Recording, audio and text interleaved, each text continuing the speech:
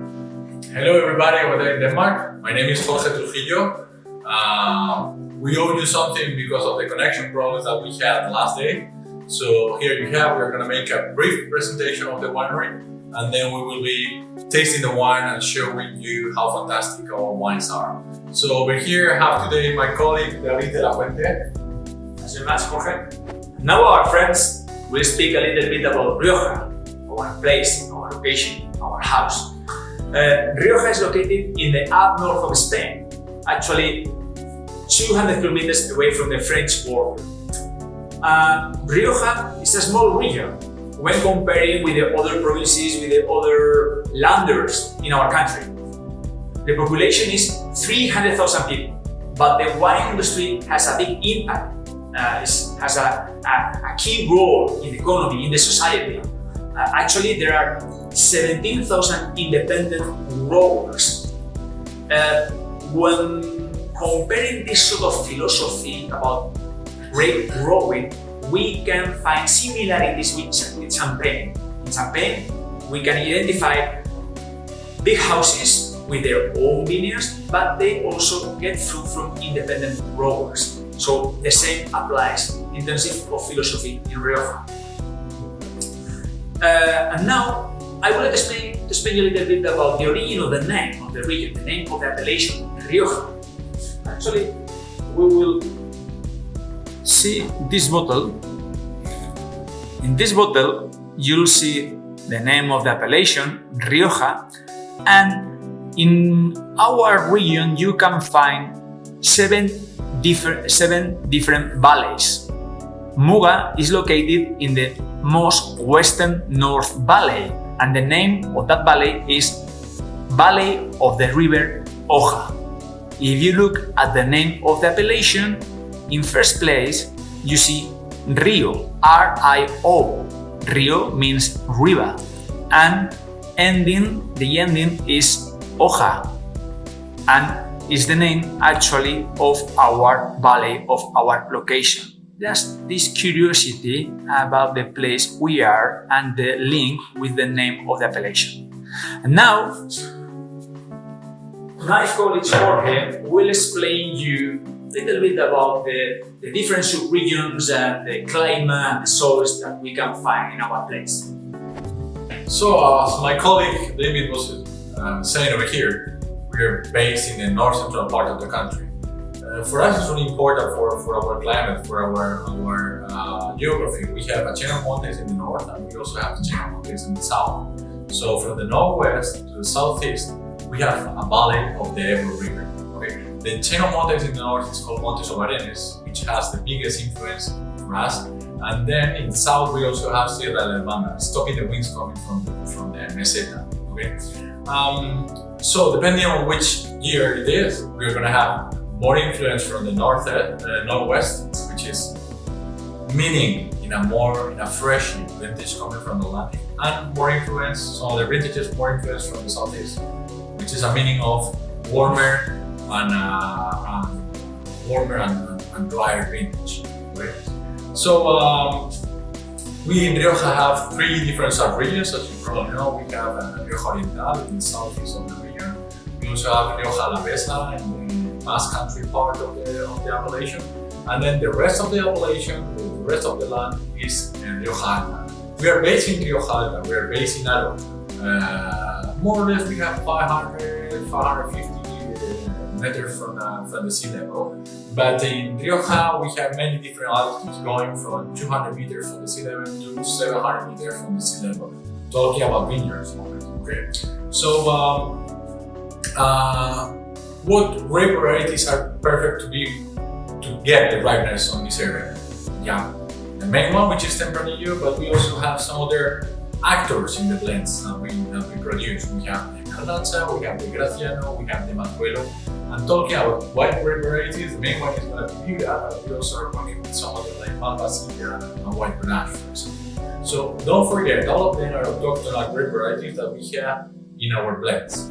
Now we will explain a little bit about the foundation of the house. The Muga family, they have been grape growers for 5 generations, but they also have been winemakers for 3.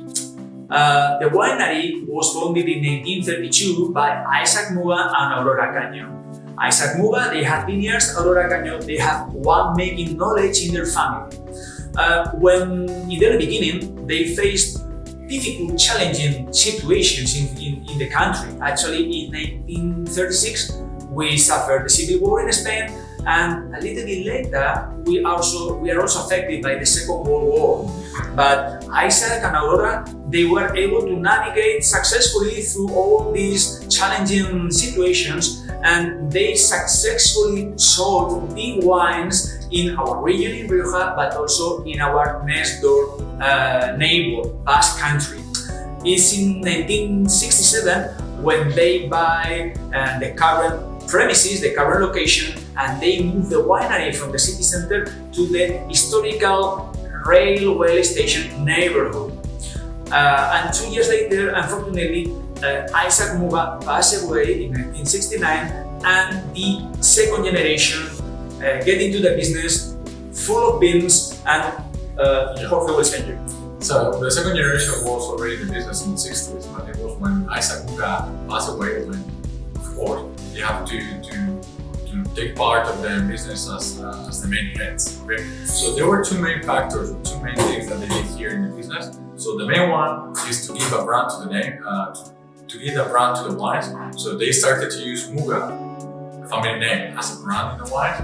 And the two important factors that they did was to make bigger the commercialization in the national market. So apart from having we could say that they started using Muga brand, Muga wine in the whole national country. Now, the third generation, it's usual that we make the joke that the third generation is the one who milks the cow, but actually Muga is not, it's the opposite. The third generation in the early 90s, they come to the business with a diverse background in terms of knowledge, some of them related to the economics, marketing, some of them related to the winemaking and the viticulture. And the main job of them was to expand internationally the brand. So that has been probably the most important contribution that they have already made, moving from a very well-established brand in Spain and now looking at selling in 80 countries with tremendous success. So right now what we're going to do is to explain you briefly the different process which are making our whole process different from many other winemakers around the world. But before that, I'm gonna focus on what is the most important part in our elaboration process. The most important part for us is the vineyard. Okay? Our raw material are our jewels. Obviously, we have to take care of them in the best way that we know what that we can. Okay? We're gonna show you a brief video. And this video is gonna show you, first of all, the way that we collect our grapes, which is handmade. The second step that you're gonna have is the transportation. We are using refill containers in order to prevent the pre-fermentation. And the third part that you're gonna see is the way in which we add the modern techniques to our artisanal way of producing wine. So we're gonna show you an optical machine for the selection of the perfect grapes of the batch.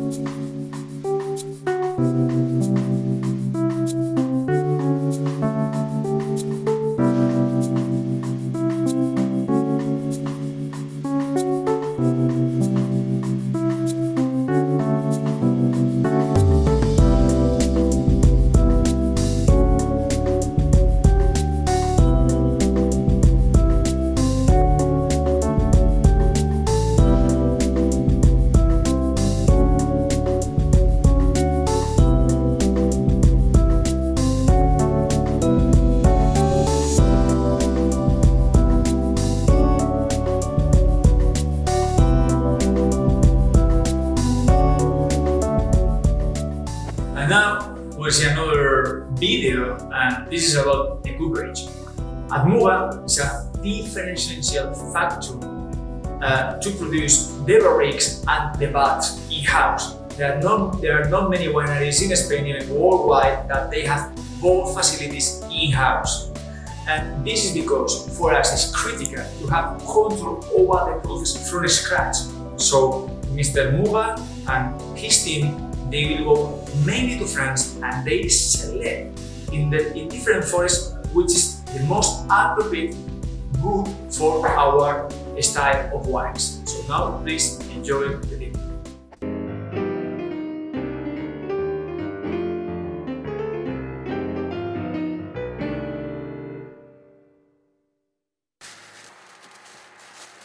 Following Muga's tradition and all its procedures, each year expert barrel makers travel to France to select trunks at the mystical forests of Tronchet or Allier to ensure the provenance and quality of oak used in the production of wine barrels. This wood is considered the most elegant and best quality oak in the world.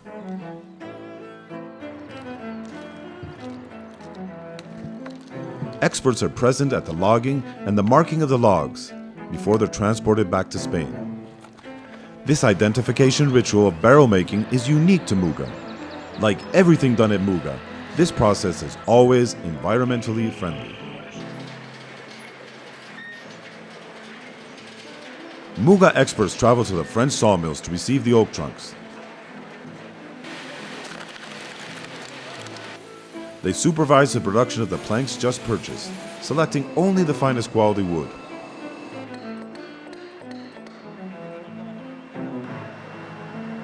The expert barrel makers at Muga supervise each and every oak plank used to make barrels or vats.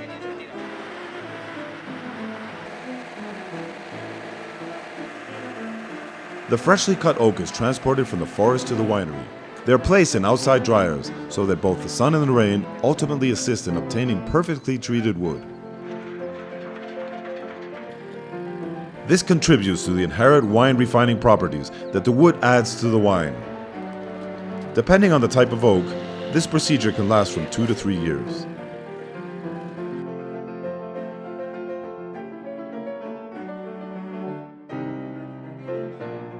The following step is the production of the barrels. The two major processes include taming and toasting of oak planks. This consists of bending the wooden racks so that they obtain their shape. This is a very delicate procedure in which the experience of the barrel makers makes the difference.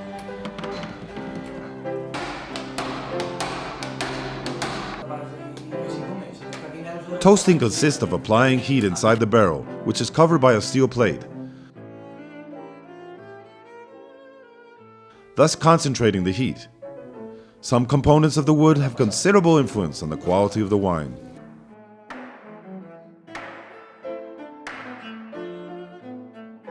The production and conservation of wine is carried out in 16,000-liter barrel tanks or vats. It's amazing enough that the wine cellar is built entirely out of oak. Even more surprising is the fact that the vats and barrels are manufactured in-house.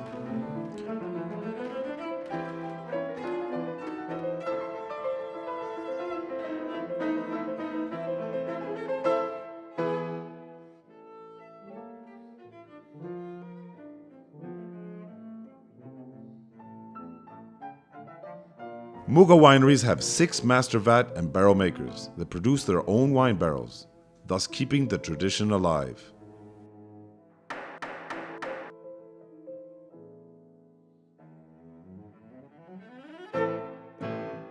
So here in Bodegas Muga, as you can see, every single part of the process that we are making, we try to make it in a natural way. So one more thing that we are making different from many other wineries in the world is the racking. Okay, in our racking area, we are making the racking by racking. We flow, or we leave the wine to flow naturally. Finally, the last step before going to the bottling, we are finding the wine with egg whites. One more time, natural element as the egg white is. So we're gonna show you briefly over there in the fining area how we are making the fining of the tanks. Let's go with the video. Okay, this is the last part of our vinification process. So this is the fining step. So before bottling, this is what we are doing. One more time is natural process using natural elements in order not to affect the wine in a negative way. Okay? So what we are doing over here, we are using mainly the egg whites. We are making the division between the yolk and the egg whites. What we are gonna use is gonna be the egg whites. So we're putting some of them at the top of the tank, it's going down to the bottom, and during this process is attracting all the little sediments, which are going to be in the bottom of the tank. The wine will be out of the tank and will be go directly for bottling.